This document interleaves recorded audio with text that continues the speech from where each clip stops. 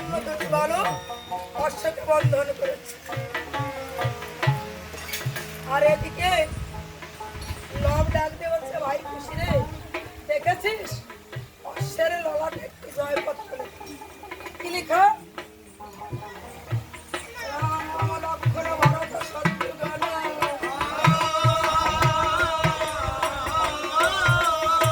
চারি ভাই যজ্ঞ করে অযোধ্যা।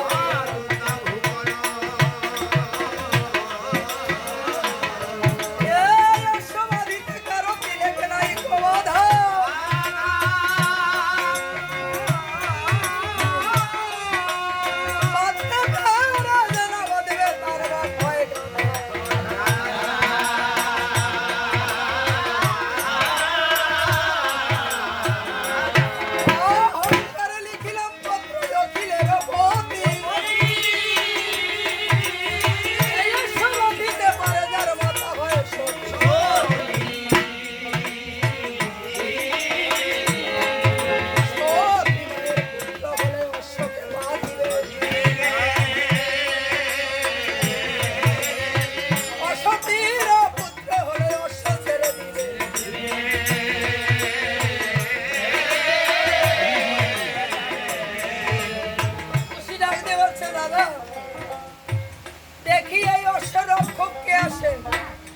এত বড় অহংকারী কথা, অহংকারে লিখেছি অখিলের ওপর।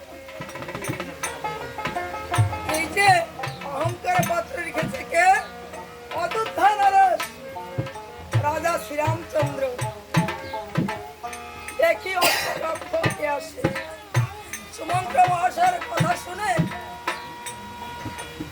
শত্রুঘ্ন দিয়েছে তপবনে। দেখতে পায় ওই অশ্বের পাশে দুজনে রাম যুগল বেশে দাঁড়িয়ে।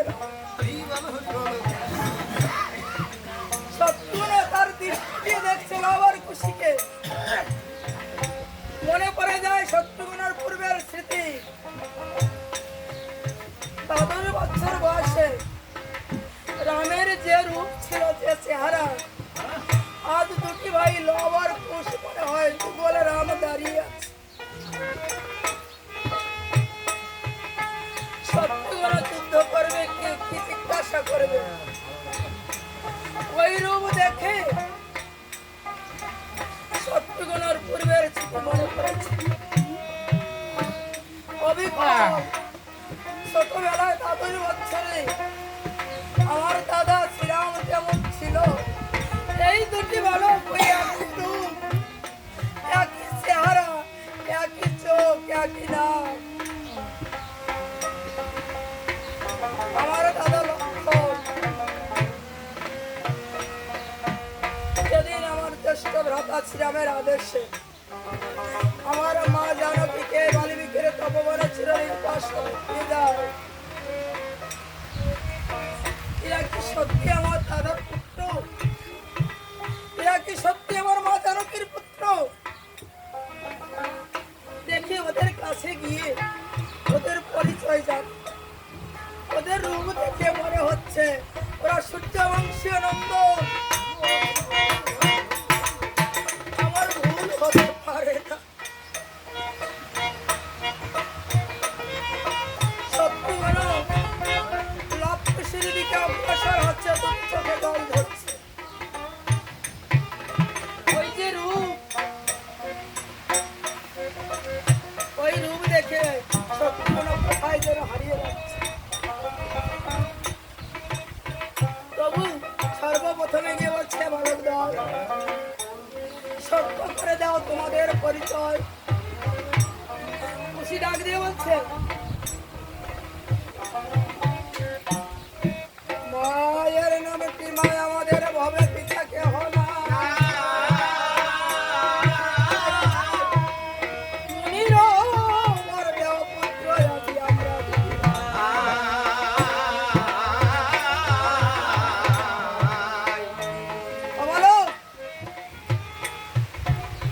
তোমাদের পরিচয় যদি এই হয়, শ্রীরামচন্দ্র যজ্ঞরস্য কেন বেঁধেছে? তোমরা জানো আমি কে? আমি অযোধ্যার নরেশ শ্রীরামচন্দ্রের ছোট ভাই সত্য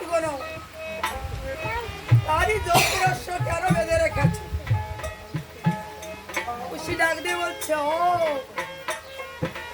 অযোধ্যার মানুষ রামচন্দ্রের ছোট ভাই শত্রুঘ্ন, তাহলে এই অশ্বের লড়াটে যে রাম জগতের প্রতি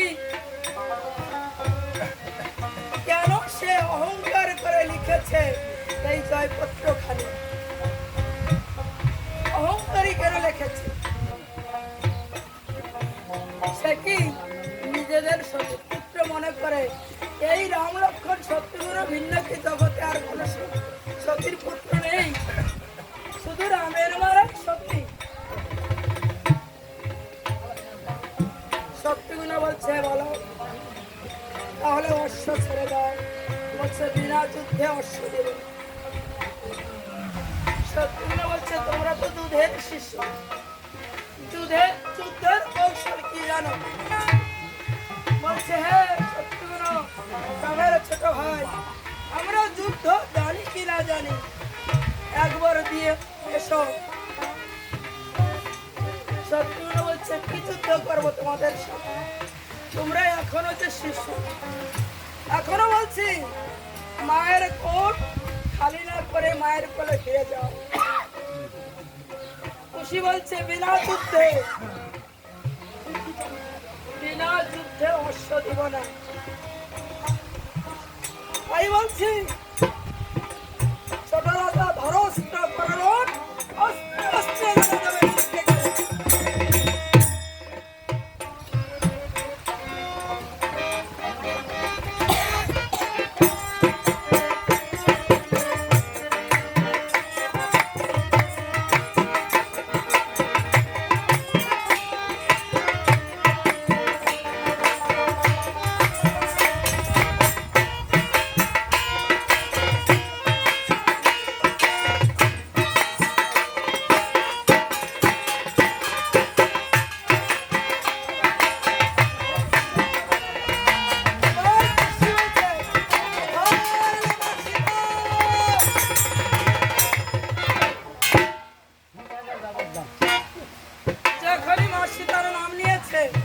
শত্রুঘ্ন শুনতে পায় এই বালক দুটি আমার জনমদুখিনি মা সীতার নাম নিয়ে আত্মনাদ করেছে। যাই যাক জীবন, তবু এদের পরে আমি করবো না আমার ধনুর্বাণ নিক্ষেপ। আমার মা চাকরটি নাম নিয়ে খাচ্ছে। যখনই ধনুর্বাণ ত্যাগ করেছে, খুশি ডাকলে হচ্ছে, সাবধানে রাজা। করে দাঁড়িয়েছে আর পুষ্টি করেছে, চিত্রাকূট বাণ নিক্ষেপ করে শত্রুঘ্ন থেকে মূর্ছিত করেছে। আর শত্রুঘ্ন দাদা দাদা বলে ভূমিতে শায়িত হয়েছে।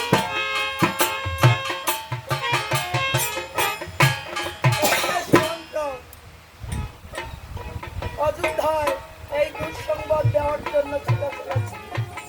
আর দীনবন্ধু প্রতীক পাবন রাম অযোধ্যায় বসে চিন্তা করছে, ছোট ভাই শত্রুঘ্ন গিয়েছিল চতুর্দেশ করিতে জয়, জয় কিংবা পরাজয় এখনো তো কোনো সংবাদ জানা যায় না। এদিকে শত্রুঘ্ন বাল্মীকি তপবনে মূর্ছিত আছে। আর সুমন্ত মহারাজ এই দুঃসংবাদ নিয়ে প্রভু রামচন্দ্রের কাছে গিয়ে বলছে, রামায় রামায় বড় সর্বনাশ। রামচন্দ্র বলছে, কি সর্বনাশ আছে? বলছে, কি সর্বনাশ আছে? ছোট রাজা শত্রুঘ্ন একে একে করেছিল বিদারে যাও, অবশেষে বাল্মীকির তপবনে। রামচন্দ্র বলছে, বাল্মীকির তপবনে কি হয়েছে? সামান্য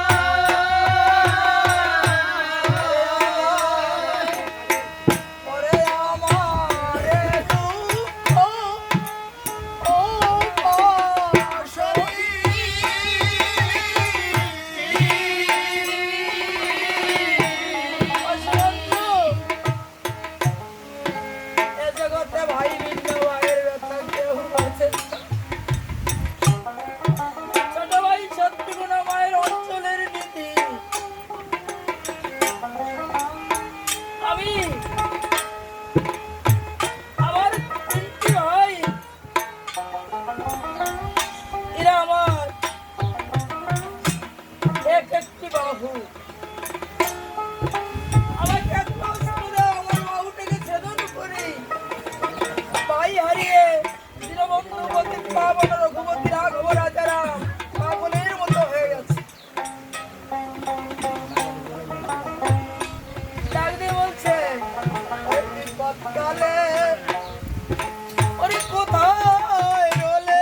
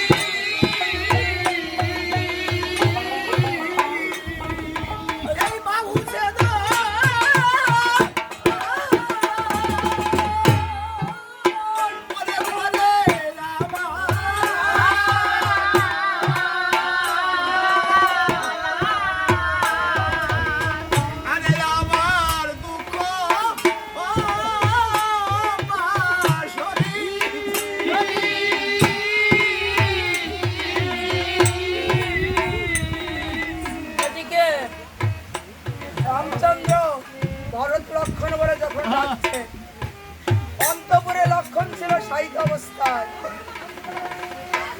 দাদার ডাক লক্ষণের কর্ণে পৌঁছিয়েছে।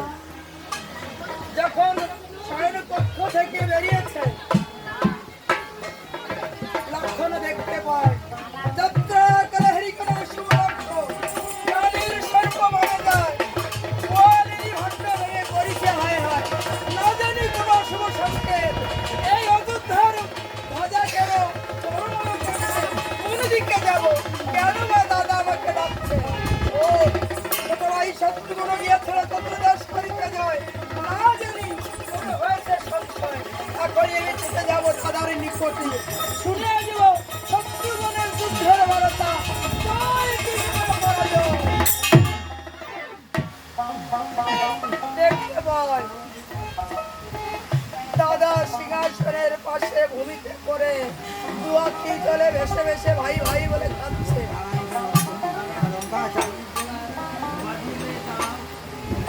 ডাক দিয়ে বলছে, ও দাদা, ও কমলা কি আঁখিতে কেন অশ্রু ধারা, কেন কেন কাঁদিস দাদা?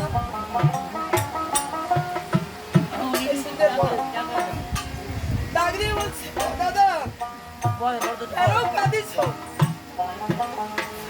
বলছে, লক্ষণের সেই দারুণ সংবাদ তুই সহ্য করতে পারবি না। লক্ষণ বলছে, ও দাদা, যে লক্ষণ শক্তিশালীকে ধারণ করতে পেরেছিল, এই লক্ষণের সেই শক্তিশাল ধারণ করে পরিচিত। এমন একটি সব কঠিন শব্দ আছে শক্তিশালের চাইতো, যে লক্ষণ সইতে পারবে না। কিন্তু কি সইতে পারছে না জানো দাদা? ও কমলা তোমার ওই আখির অশ্রু ধারা লক্ষণ সইতে পারছে না।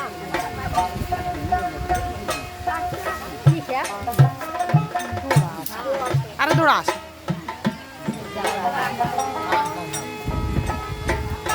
তাই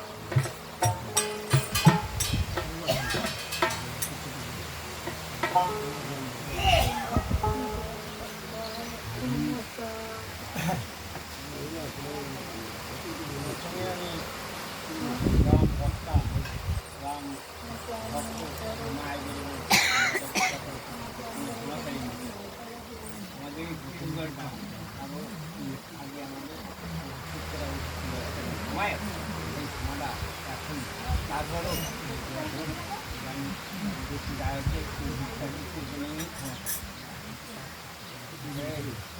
রাম ভক্ত মায়েরা বোনেরা রাম ভক্ত আত্মীয় স্বজন বন্ধুরা যে যারা আছেন তাদের জন্য আমি করার জন্য অনুমতি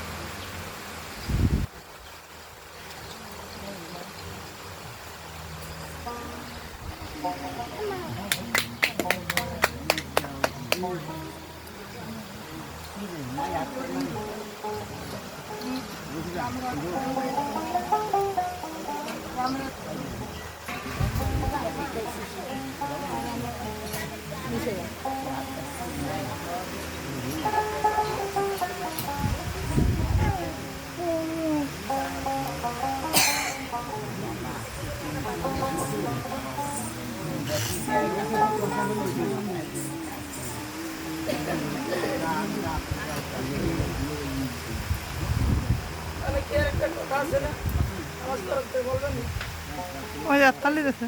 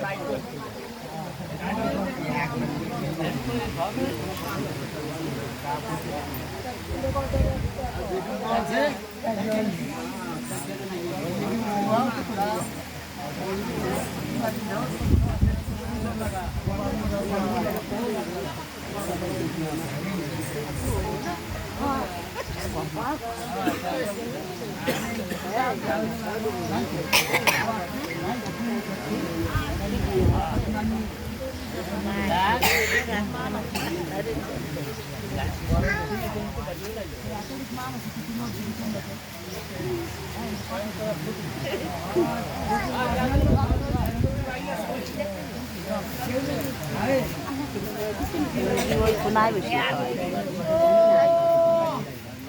আটে নাই দেখি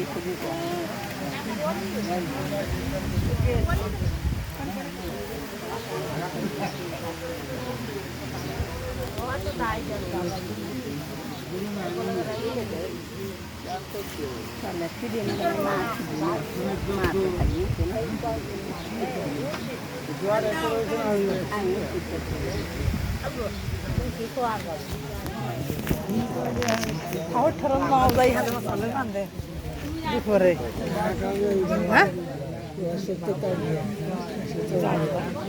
থাকে রে সত্যি কথা দেখো আসরে আমি এই জেলায় যাই যে একটু বসি একটু উঠি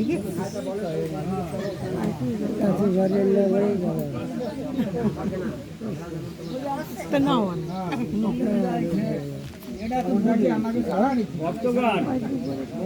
আপনারা যারা আছেন আপনারা যদি একটু অনুমতি দেন তাহলে আমরা একটু জল সেবা করে আর মুড়ি টুড়ি দিতে পারি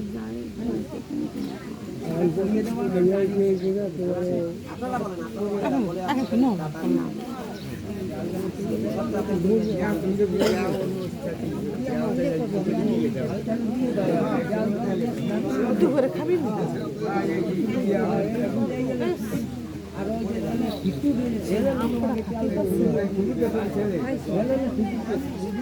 বাড়িতে করেছিল তারও জ্বলিয়েছিল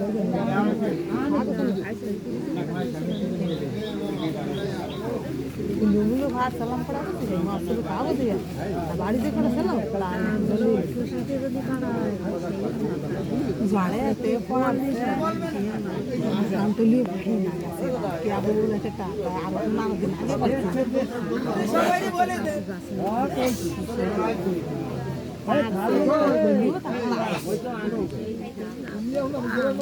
গাছ বড় ভালো গাছ তারা খায় না গুরু চালা কুলিয়ে ছিঁড়িয়ে নিয়ে জোরে পাহাই ঠিক আছে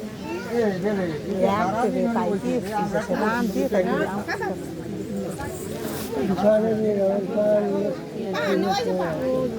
cocino la fatina sai sistema ada am petit dona sai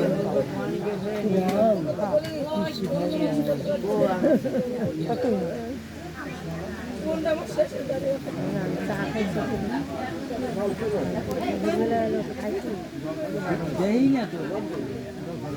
তো ঘরে যা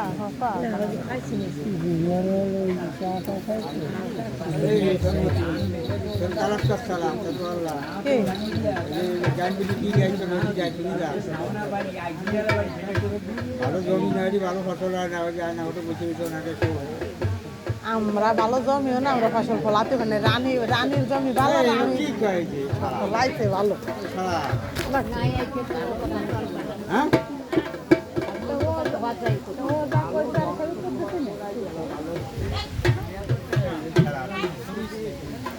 আমি বাহান দেবছি শুনছি থাকলে কি হয় আমি বাহান দেব না আমি তো চালাক হয়তো ভালো দাম এলে 60-70 মন ধান হয় ভালো ফসল হলে কইতে না আমি বাহান দেবছি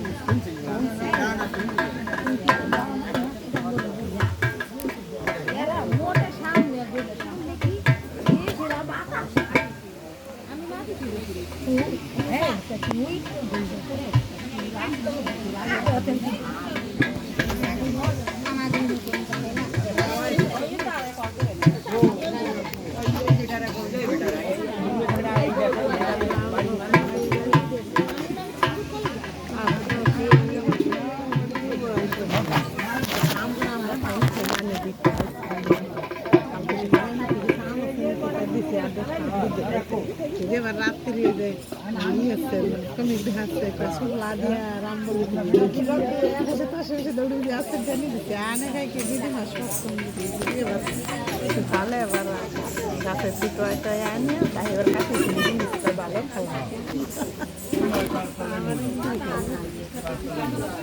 একা একা গাছ লাগাতে কুয়াশ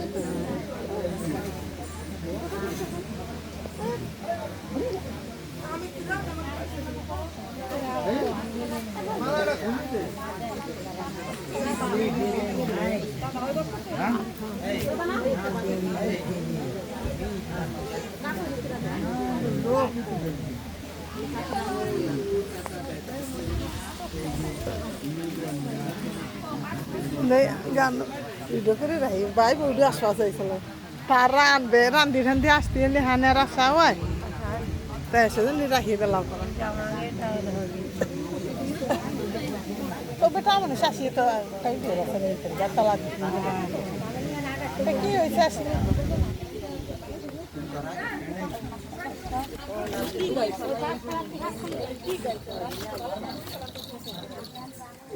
বাড়ি চলে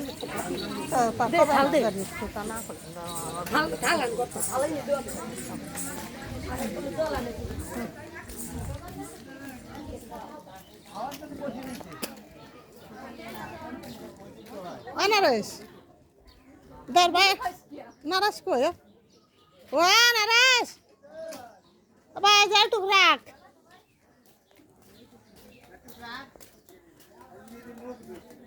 না আজকে রাখিনি আমি সালানি আমি আমার মারে দেখাবো শুনবো কিন্তু নাম লিখবে কোন পাটিয়ার মতো ঠিক হয়ে গেছে বাইনা দেয়া গেছে 500 টাকা